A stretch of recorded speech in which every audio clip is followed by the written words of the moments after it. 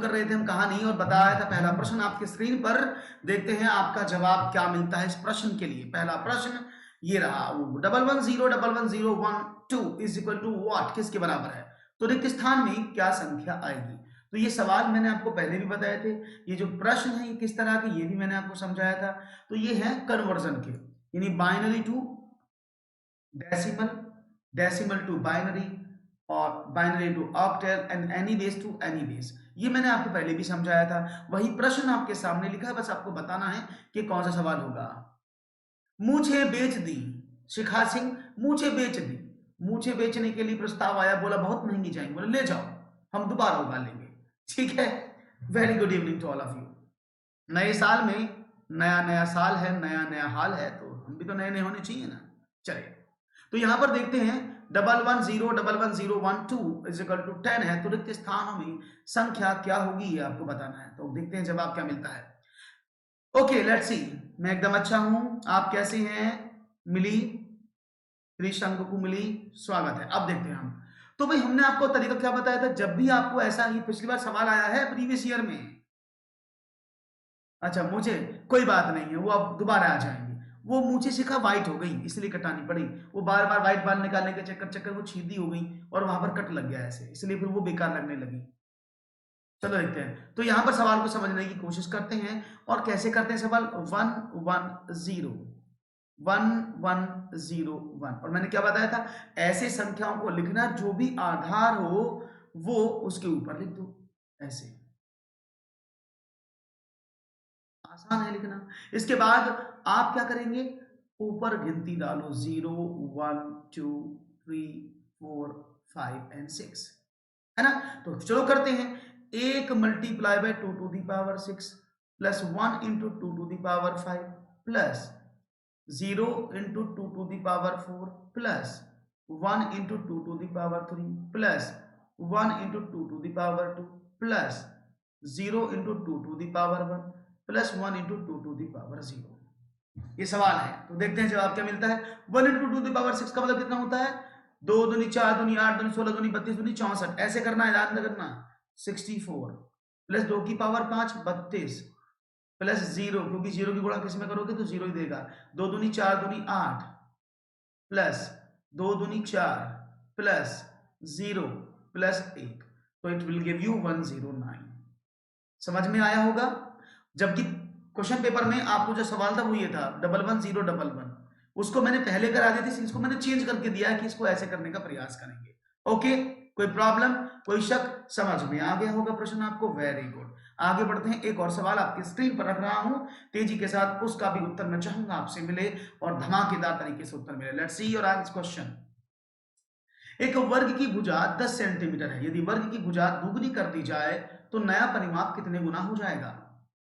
Okay, एक वर्ग की भुजा 10 सेंटीमीटर है, यदि उसकी वर्ग की भुजा दुगनी कर दी जाए तो नया परिमाप कितने गुना होगा? तो देखते हैं आपका जवाब क्या मिलता है इस प्रश्न के लिए। एक वर्ग की भुजा 10 सेंटीमीटर है, यदि वर्ग की भुजा दुगनी कर दी जाए तो नया परिमाप कितने गुना होगा, ये आपको बताना है।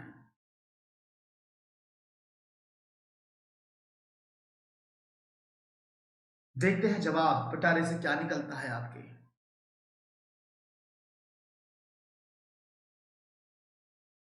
ओके, दो, नहीं 2 गुना हो जाएगा ऐसा बताया जा रहा है, 2 गुना। ओके, तो देखते हैं, एक वर्ग है, ये रहा आपका सामने वर्ग। इस वर्ग की भुजा 10 सेंटीमीटर थी, उसने कहा इस वर्ग की भुजा दुगनी कर दी गई, यानी 20 कर दी गई। तो ये परिमाप कितना बढ़ गया, जब मैं इसके परिमाप की बात करता हूं, it will give you 4 into 10, ये तो 40 हो गया। ये कितना हो गया, 4 गुना ए यानी 20, ये 80 हो गया। तो इस वाले का तो 80 है, इस वाले का 40 है, तो जब 80 में 40 का डिवाइड किया तो it will give you 2 Guna. Right option is 2, great, बहुत बढ़िया, 2 गुना हो जाएगा, बहुत ही अच्छे से जवाब मिला है आपका। एक और सवाल आपकी स्क्रीन पर ये रहा, चलो 72 into 28 is equal to 36 into 4 into X. यहाँ पर नेट खराब हो गया था हमारा कल और बहुत दिक्कत कर रहा था, इसलिए हमने क्लास को बंद कर दिया था कल, है ना। तो अब इसलिए उसी को दोबारा पढ़ाएं क्योंकि वो कल समझ नहीं आया होगा ढंग से। ओके, तो 72 into 28 is equal to 36 into 4 into what, ये क्वेश्चन मार्क यहां लगा हुआ है। तो रिक्त स्थान की संख्या ए 7 की गुणज है, यानी मल्टीपल ऑफ 7, 10 से कम है, लेस देन 10। एक सम संख्या, इट्स इवन नंबर और 56 का गुणनखंड है, इट्स ए फैक्टर ऑफ 56। तो निम्न में से कौन सा सही है ये आपको बताना है। तो options are C D E, A D E, दो के लिए भी यूजफुल है, लेकिन टुबा these are very important for question paper 1 also. मतलब आप कह सकते हैं 70% for paper 1, 30% for paper 2। ADE, ABC और ADE, which one is the right option according to you? तो हो जाओ शुरू, गुरु जल्दी से दीजिएगा मुझे आंसर, क्योंकि आंसर हो गया है शुरू, तो आप भी करो तुरुरु तुरुरु तुरुरु तुरुरु, जल्दी से बताओ आंसर। तो देखते हैं क्या मिलता है। Okay, wait wait wait wait, समझते हैं, मैं भी करूं आप भी करो। तो ये सवाल कुछ इस तरह से लिखा था, 36 multiply by 4 multiply by question mark is equal to 72 multiply by 28। Okay, अब आपने क्या काम किया, आपने क्वेश्चन मार्क को यहां रोका और उसको आगे भेजा। तो 72 multiply by 28 upon what, it is 36 multiply by 4। तो 36 दूनी 72, 7 चौके 28। तो क्वेश्चन मार्क का वैल्यू हुआ 14, इस जगह 14 आएगा। तो वो 14 के बारे में क्या क्या कथन सही है ये आपसे पूछ रहा है। 7 का मल्टीपल है, बिल्कुल सही बात है। 7 का मल्टीपल है, ओके है। एक अभाज्य संख्या, बिल्कुल नहीं, 14 एक अभाज्य संख्या, प्राइम नंबर नहीं है, इट्स ए कंपोजिट नंबर, सो ये गलत लिखा है। 10 से कम है, ये भी गलत है। हाँ जी, 10 से कम थोड़ी 14, ये तो ज्यादा है। एक सम संख्या, बिल्कुल सही बात है। 14 एक इवन नंबर है, 14 एक सम संख्या होती है, सही लिखा है। और 56 का गुणनखंड, बिल्कुल सही बात है, 14 चौके 56, बिल्कुल सही बात है। 14 4 जा 56, ये सही लिखा। यानी इनमें कौन कौन सी बातें सही हुई, 7 का गुणज है, एक सम संख्या और 56 का गुणनखंड है, यानी ए डी और ये तीन बातें सही हैं। तो ऑप्शन नंबर कौन सा सही हुआ, right option is a D E, that is 2। Okay, so 2 is the right answer for the particular question. Okay, so move to the next and find out the value of the answer of the next question. What will be the answer? AD, great answer Chandrika, you did well, very good. Next question.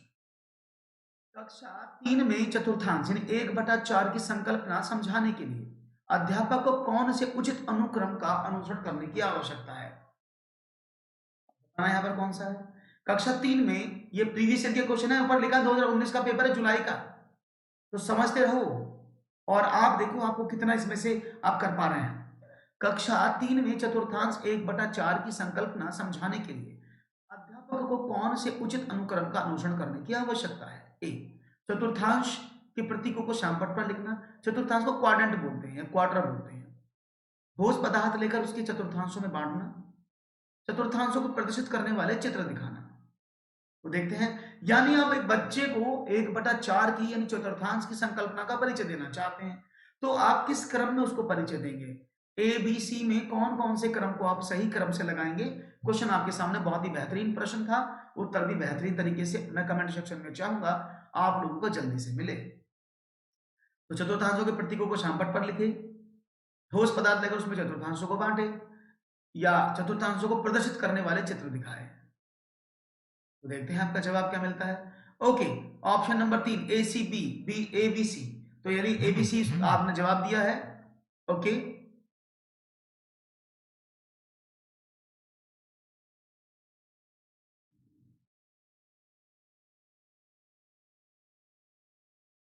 Milli has given the answer, that is B C A, एकदम correct जवाब है B C ए।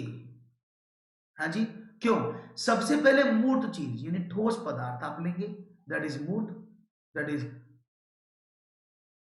Concrete, उसको लेकर बांटे। रोटी ली आपने, उसको तोड़कर दिखा दिया 4 हिस्सों में। आपने चॉकलेट ली, उसको तोड़ के 4 हिस्सों में दिखा दिया, है ना।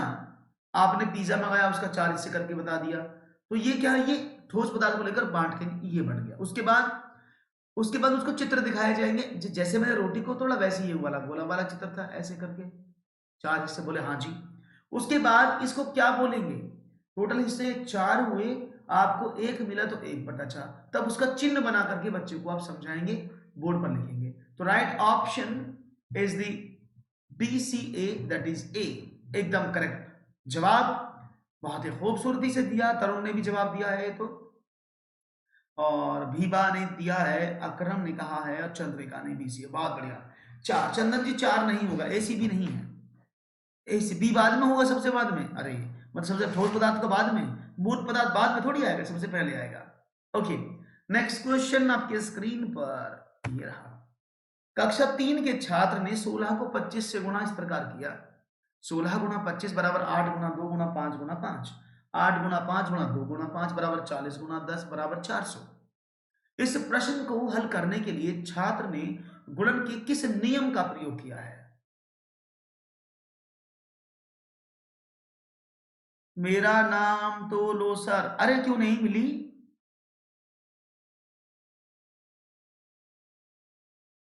त्रिशांग को मिली, तो इसलिए आपका नाम हम मिली बोल रहे हैं बार बार, ये आप ही का हम सर नहीं बोल रहे मिली।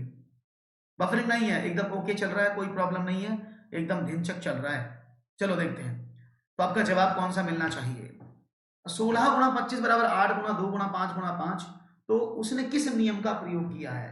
दैट इज पुनरावृत्त योग, रिपीटेड सम, प्रतिलोम गुणन, inverse multiplicative principle, distributive principle, या एसोसिएटिव प्रिंसिपल। तो which one is the correct answer from your side? Okay, जवाब आया है, you have given the answer, that is 4444, सहचार यूनिट। क्या बात है, आप तो समझदार हो गए हैं और आप आंसर भी बहुत अच्छे से देने लगे हैं। Great answer you have given, just because of A में बी को जोड़ो या बी में सी को जोड़ो, ये तो हो गया क्रम विनिमय नियम, जिसको आप बोलते हैं कॉम्यूटेटिव, जो इसमें है नहीं। अगर आप दो से ज्यादा वेरिएबल को जोड़ते हैं कि ए में बी को जोड़ो, बी में सी को जोड़ो, तो हमेशा ए में सी में जोड़कर बी जोड़ देंगे तो कोई प्रॉब्लम नहीं होगी। या फिर आप बदल बदल कर सकते हैं कि सी में ए जोड़ो फिर उसमें बी जोड़ दो, या फिर पहले सी में सी को पहले जोड़ दो, ए और बी को बाद में जोड़ दो। तो यानी सहचार्य नियम में क्या होता है कि अगर इस संख्याओं के क्रम बदल दे तो योग का ऐसी मल्टीप्लाई में हो जाएगा, A multiply by B multiply by C बराबर A multiply by C multiply by B. तो अगर आप इन अंकों के क्रम बदल देते हैं, हाँ मैं सारे बता देता हूं, अगर आप, अभी चंद्र का सारे एक्सप्लेन करता हूं, अगर आप सिर्फ अंकों के क्रम बदल देते हैं तो उनके बदलने पर उत्तर पर कोई प्रभाव नहीं पड़ता, उसको सहचार्य नियम यानी एसोसिएटिव लॉ बोलते हैं, एसोसिएटिव प्रिंसिपल बोलते हैं। तो यहां पर देखा आपने 8 गुणा 2 गुणा 5, तो उसने 2 और 5 का क्रम बदल दिया, उसने लिखा 8 का जगह 2 की जगह 5 और 5 की जगह 2 कर दिया। क्या हुआ, 8 पंजे 40, उसका आसान सवाल हो गया 10, अब उसने 4 से उत्तर एक बार में लिख दिया। इसी लॉ को कहते हैं, क्या कहते हैं, एसोसिएटिव लॉ, कि जब आप संख्याओं के क्रम बदले, स्थानों को बदल दें और उसको प्रभाव ना पड़े। Is it clear? ओके, तो बात करते हैं पुनरावृत्त योग की। तो पुनरावृत्त योग वो समय सारा समझा देता हूं आपको। देखो, अगर हम बात करते हैं प्रतिलोम, इसको बोलते हैं इनवर्स यानी मल्टीप्लिकेटिव इनवर्स। जैसे मैं 5 में किस चीज की गुणा करूं कि मुझे 1 मिल जाए,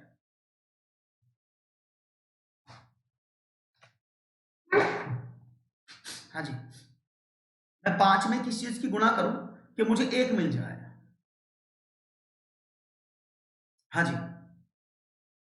तो आप कहेंगे मेरा सेशन मिली डेली यूट्यूब पर, तो मेरा सेशन 5 बजे होता है।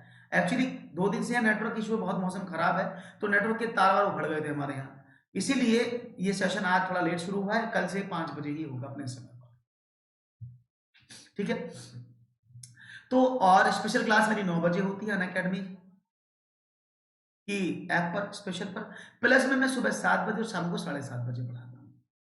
ओके, चलिए, तो आपने कहा 1/5 का इसमें गुणा करना पड़ेगा, तो यानी अगर एक संख्या में किसी चीज की गुणा करने पर आपको 1 प्राप्त हो जाए तो वह उसका इनवर्स होता है। और ये 1 जो है ना, इसको बोलते हैं तत्समक, इसको बोलते हैं आइडेंटिटी, और 1 गुणात्मक आइडेंटिटी है।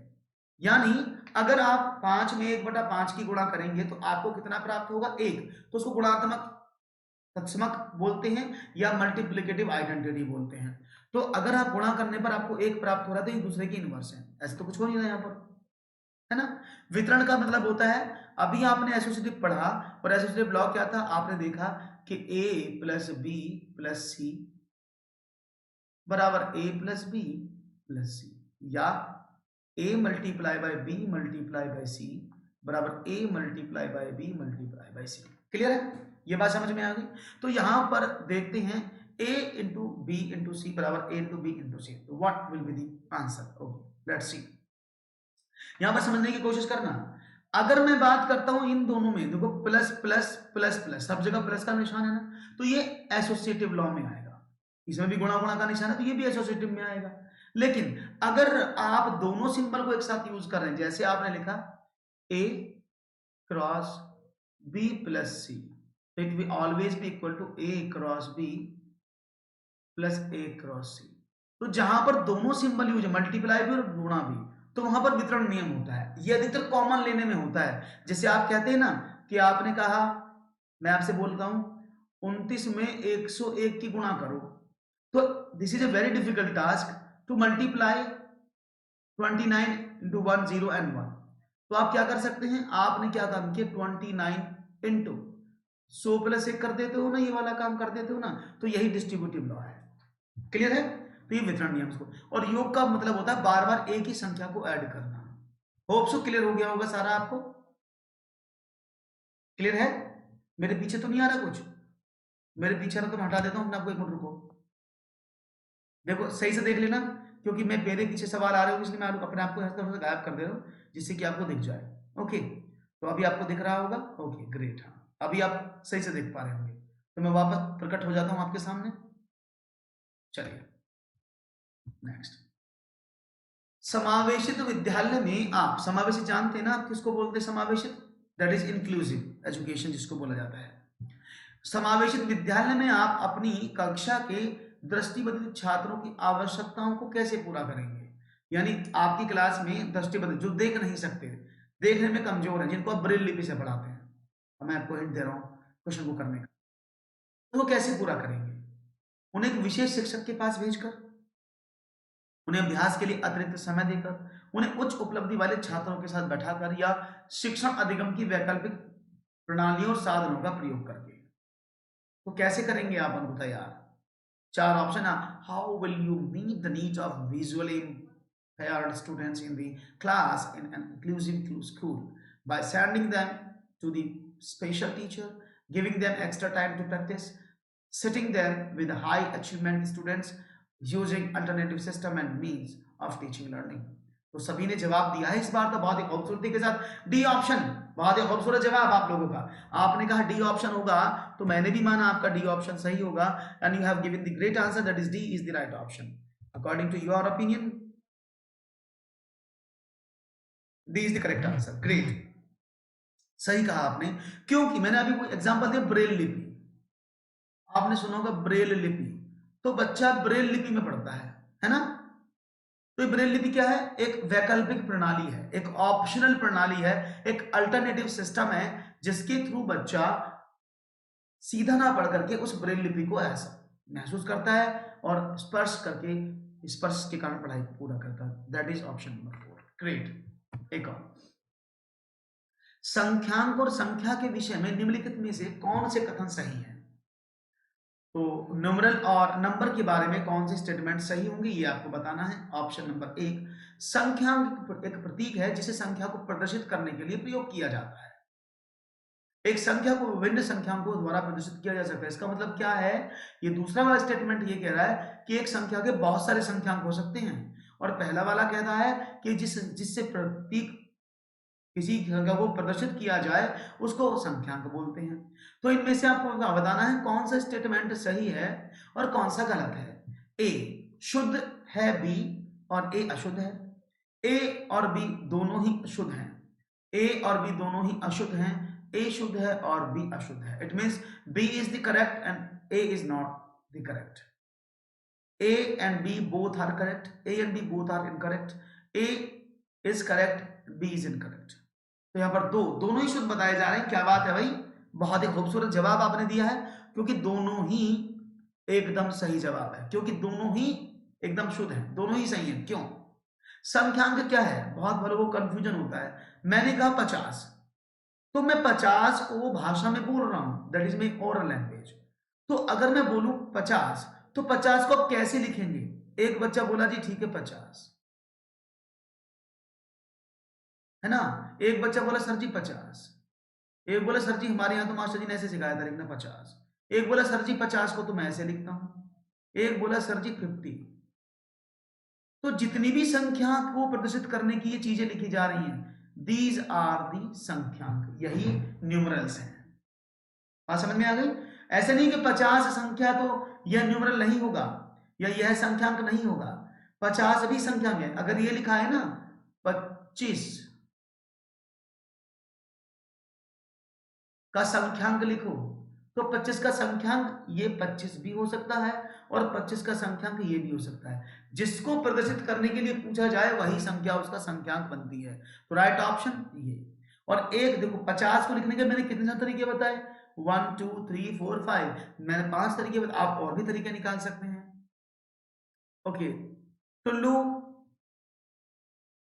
पटनायक, अब बस आप इसमें आई लगा लेते तो मजा आ जाता, मेरा साथी खोया हुआ मुझे मिल जाता, क्योंकि मेरा बहुत अच्छा मित्र टिल्लू है जो हमेशा मेरी क्लास में बच्चों के साथ रहता है। आपने टुल्लू कर दिया उसको बस।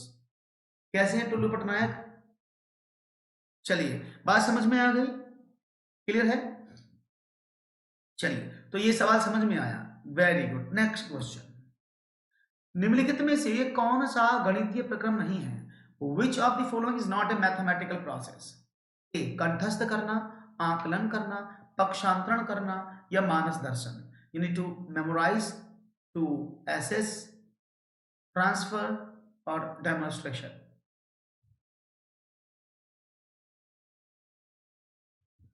What is your answer? देखते हैं, होले होले जवाब बढ़ता हुआ, जवाब की तरफ आप भी बढ़ते और मुझे बताते हुए जवाब। 27 का ए। क्यों 27 का ए क्यों? क्योंकि आप सभी जानते हैं एनसीएफ कहता है, क्या कहता है? एनसीएफ कहता है, कौन सा वाला, 2005, एक याद करना, रटना,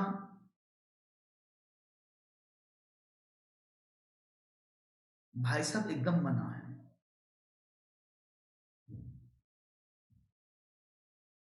याद करना, रटना या रोट लर्निंग इसको बोल देते हैं। Rote learning is prohibited, rote learning is prohibited, तो प्रोहिबिट है, वो अलाउड नहीं है।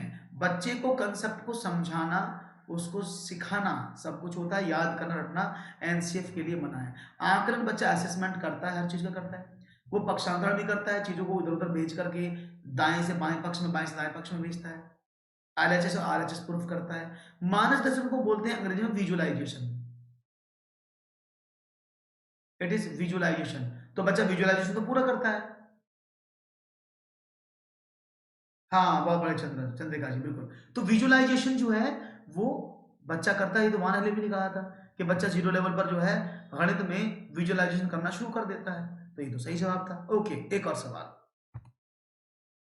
निम्नलिखित में से क्या प्रारंभिक संख्या संकल्पना से संबंधित नहीं है? ये दो बार प्रश्न आया है, सीटेट 2019 में भी और 2014 में भी। तो संरक्षण, इसको कंजर्वेशन बोलते हैं, मैं दोनों लिख देता हूं, that is conservation also. संरक्षण, that is conservation, मापन means measurement, वर्गीकरण means classification और वर्ग समावेश means class inclusion। तो कौन सा प्रारंभिक संख्या संकल्पना से संबंधित नहीं, जो स्टार्टिंग में बच्चा संख्याएं सीखता है उसमें से कौन सा संबंधित नहीं है? तो आपने कहा मापन, मेजरमेंट, वेरी गुड। तो मुझे मिली का आंसर मिला है, मिली का आंसर मिला है 2, 2। Okay great. बीबा ने कहा ए, बीबा ए दे रही आंसर, चलिए बता देते हैं 2 मापन। चलो मैं आपकी बात करता हूं, बच्चा स्कूल नहीं जाया गया अभी तक, अभी स्कूल नहीं गया बच्चा, तो आपसे क्या बोलता है, क्या बोलता है? मम्मा मम्मा, पप्पा पप्पा, चाचा चाचा, जब शाम को आना इतनी सारी चॉकलेट लेके आना, बोलता है इतनी सारी लाना, इतनी से कम मत लेना। तो बच्चे को एग्जैक्ट नहीं पता है कि वो कितना बोल रहा है, लेकिन उसे मेजरमेंट तो पता है ना कि इतनी सारी बहुत सारी होती हैं। दोस्त से बोलता तुझे पता है हमारे पास इतने सारे रुपए हैं, 500 के। ऐसा होता है कि नहीं होता है? तो दिस इज मेजरमेंट। क्योंकि बच्चा जब भी मेजरमेंट करता है तो सबसे पहले वो अमानक इकाइयों को ही सीखता है। जैसे इतना सा, इतना बड़ा, बहुत सारा, इन वर्ड्स का यूज करना पहले सीखता है, उसके बाद स्टैंडर्ड यूनिट्स को वो पढ़ता है। तो मापन तो गणित का भाग ही है, गणित तो मापन के बिना चलेगा ही नहीं। That is conservation. कंजर्वेशन का मतलब क्या होता है? कहते ना, इतनी सारी गिनती याद करने को दे दी मास्टर जी ने। कितनी बार आपने कहा था बचपन में, सर जी ने इतनी सारी गिनती दे दी, दिमाग खराब कर दिया, इतना सारा काम दे दिया। अब इतना सारा का कोई मेजरमेंट नहीं है ना आपने का, लेकिन इतना सारा तो इतना सारा है। तो बच्चा पढ़ता है ना गिनतियों को, इसलिए मापन जरूरी है। लेकिन जो कंजर्वेशन है, कंजर्वेशन इसलिए पार्ट नहीं है प्रारंभिक संख्याओं का, क्योंकि कंजर्वेशन उन रूल्स और सेट और इंस्ट्रक्शंस को बोलते हैं जिनके आधार पर बच्चे को आप समझाते हैं। जैसे आपसे मास्टर ने कितनी बार कहा था बचपन में, बोला जी एक बताओ सर, 2 में मैं 3 की गुणा करता हूँ, या 3 में इनकी 2 की गुणा करता हूँ, तो दोनों का उत्तर एक ही क्यों आता है? तो आप मास्टर बोलता है अरे भैया दोनों एक ही हैं, अब चाहे 2 में 3 की गुणा कर लो, चाहे 3 में 2 की गुणा कर लो, उत्तर दोनों से 6 ही आएगा, बात खत्म हो जाती है। बोला जोड़ने में क्या होगा मास्टर जी? बोला जोड़ने में भी, बोला तू पागल तो नहीं है, मैं बार बार बोल रहा हूँ, दो संख्याओं को जोड़ लो, किसी को पहले कर लो बाद में कर लो, बराबर ही आएगा। लेकिन अभी उसको नहीं पता है कि ये क्यों होता है। जैसे जैसे बच्चा बड़ा होता है तो वो जानता है कि कॉम्पिटिटिव लॉ भी कोई लॉ था, जिसको आप कर्म विनिमय नियम बोलते हैं। तो कर्म विनिमय नियम के तहत ये बात कही गई, तो ये बातें जो आपको सिखाई जाती है वो किन नियमों के तहत आती है, वो होता है conservation.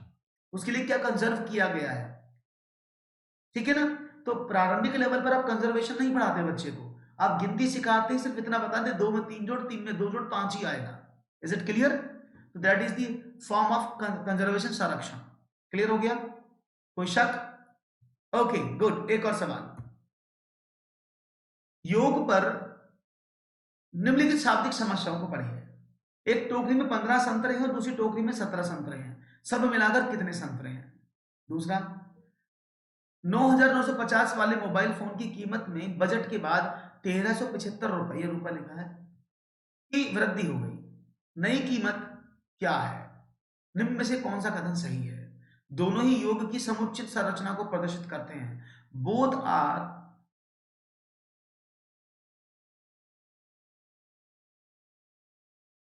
What is the class inclusive?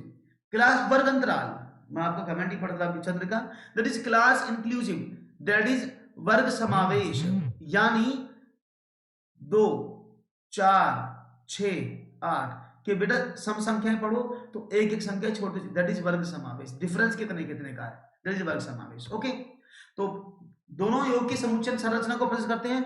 दो both are denoted to the aggregation structure of sum, दोनों ही योग की संवर्धन संरचना को प्रदर्शित करते हैं। बोथ आर रिप्रेजेंट द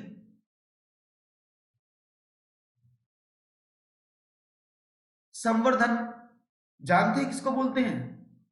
इसको इनरिचमेंट स्ट्रक्चर भी बोला जाता है, हालांकि इंग्लिश नीचे लिखी है, बस मैं आपको टाइम देना हूं। ए योग की संवर्धन संरचना को, दैट इज एक्सपेंशन को, कॉन्जुगेशन भी इसको बोल देते हैं अंग्रेजी में। तो ए योग की कॉन्जुगेशन को, यानी A represent the conjugation structure while B represent the aggregation structure of sum। तीन मिला है मुझे, ए योग की समुच्चय को प्रदर्शित करता है, बी योग की संवर्धन संरचना को प्रदर्शित करता है। तो 29 का डी, ए 2 3 4 मिला है, लेकिन मैं आपको बता देता हूं समय के साथ साथ, क्योंकि समय बलवान है और समय थोड़ा सा बढ़ जाता है, इसलिए आपको बता देता हूं। तो ए योग की समुच्चय संरचना को प्रदर्शित करता है, बिल्कुल सही जवाब है।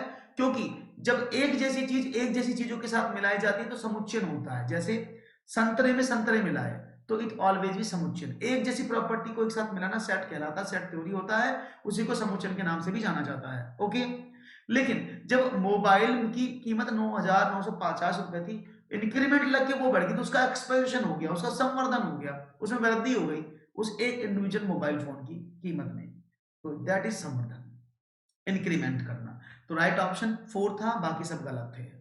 ठीक है, right option 4, all other options are wrong. एक और सवाल अब नहीं होगा, तो भाई मुझे दीजिएगा इजाजत, बहुत बहुत धन्यवाद। 2019 का जुलाई का पेपर हुआ है, कल दिसंबर का पेपर लेकर आऊंगा, दिसंबर का पेपर आपको सॉल्व कराऊंगा।